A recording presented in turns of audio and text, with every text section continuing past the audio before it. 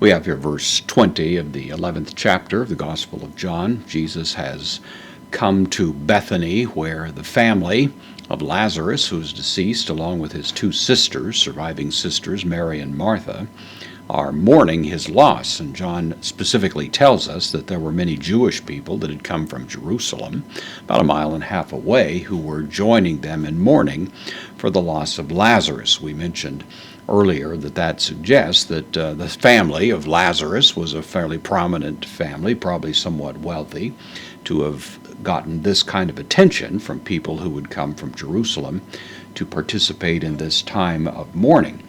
But be that as it may, we now have the arrival of Jesus described for us here, beginning in verse 20, the article he, the feminine, nominative, singular, he, so the, postpositive, conjunction, therefore, and then Martha.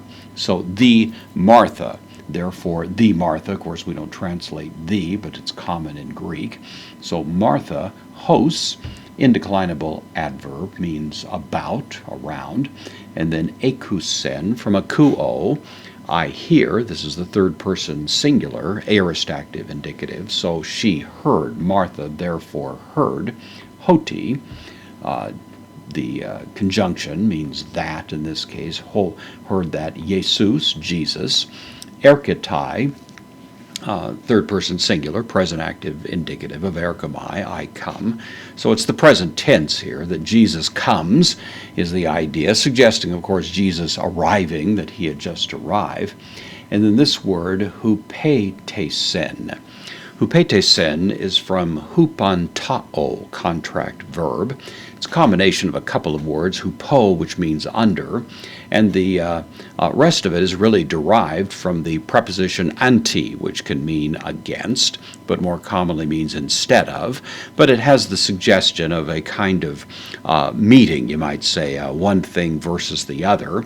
Hupo is a prefix to it, and it commonly suggested the idea of meeting, which is really the way it's typically translated. It takes the dative as we find it here. So Martha, therefore, hearing that Jesus had arrived, shown up, met him. That's the idea, the dative singular masculine pronoun referring to Jesus. So she went and she met him. She heard that he had arrived. Jesus doesn't come to the house. We don't know if he was simply waiting outside in the outskirts or something like that. Maybe he didn't want to introduce himself into a situation where there were many people from Jerusalem there, and Jesus, of course, is a somewhat controversial character at this point. Maybe he didn't want to disrupt the situation. We don't know. But one way or another, he seems to be waiting outside.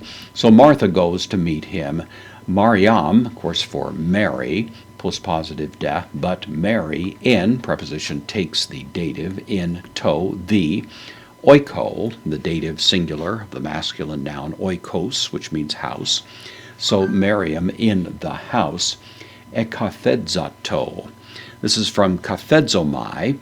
It's the middle voice of a verb that means to sit. The idea of sitting oneself down would be the idea, sort of reflexive notion. So she continued to be sat down, as it were, in the house, probably surrounded by people who were providing comfort or encouragement to her, that sort of thing. So she remains there while Martha goes out. Martha, more the leader of the family, more the hostess, as we'll see elsewhere, is the one who went and met Jesus at this point, and the story unfolds from there.